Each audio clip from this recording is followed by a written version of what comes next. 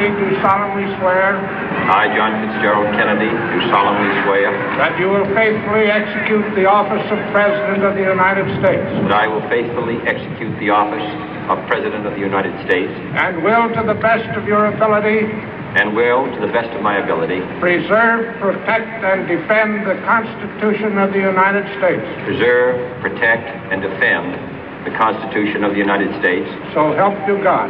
So help me God.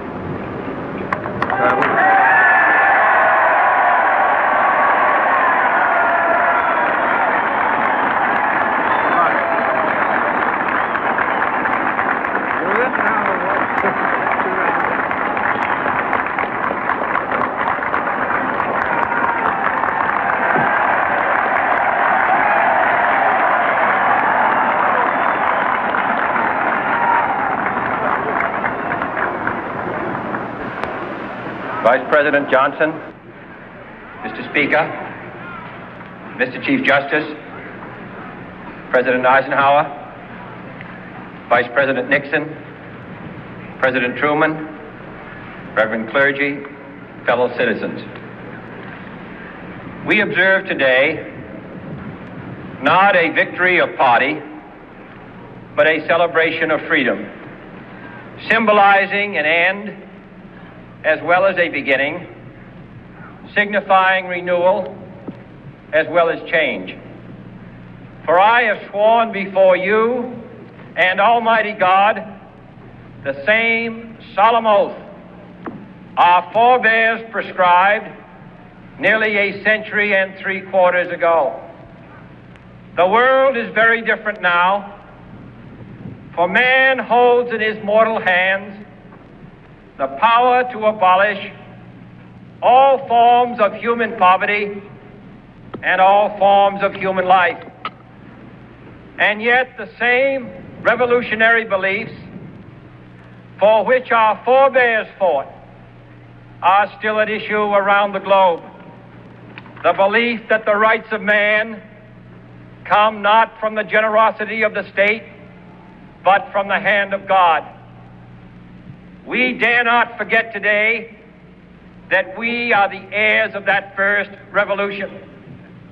Let the word go forth from this time and place to friend and foe alike that the torch has been passed to a new generation of Americans born in this century, tempered by war, disciplined by a hard and bitter peace, proud of our ancient heritage, and unwilling to witness or permit the slow undoing of those human rights to which this nation has always been committed and to which we are committed today at home and around the world.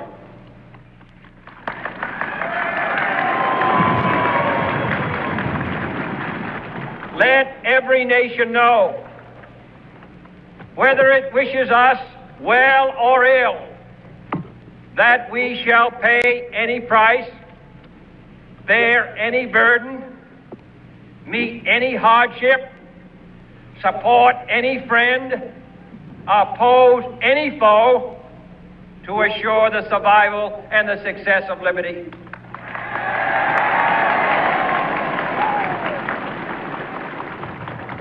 This much we pledge and more.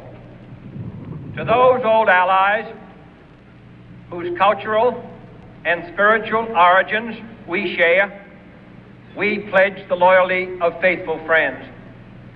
United, there is little we cannot do in a host of cooperative ventures.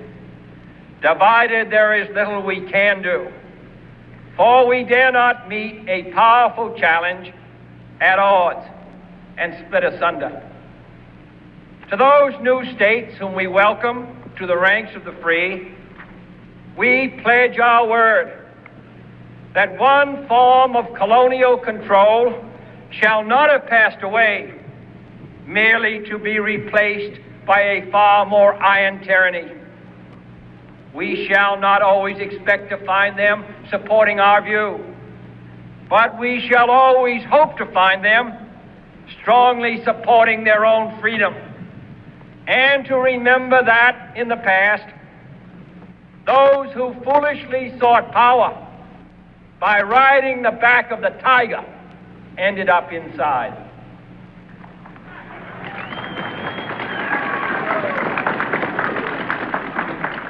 To those people in the huts and villages of half the globe struggling to break the bonds of mass misery, we pledge our best efforts to help them help themselves for whatever period is required, not because the communists may be doing it, not because we seek their votes, but because it is right.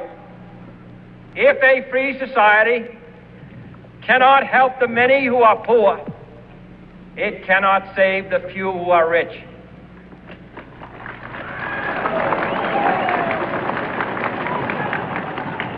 To our sister republics south of our border, we offer a special pledge to convert our good words into good deeds, in a new alliance for progress, to assist free men and free governments in casting off the chains of poverty.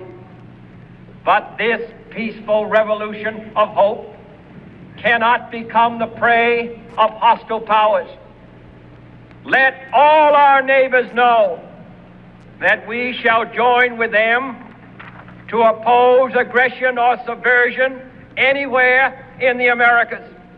And let every other power know that this hemisphere intends to remain the master of its own house.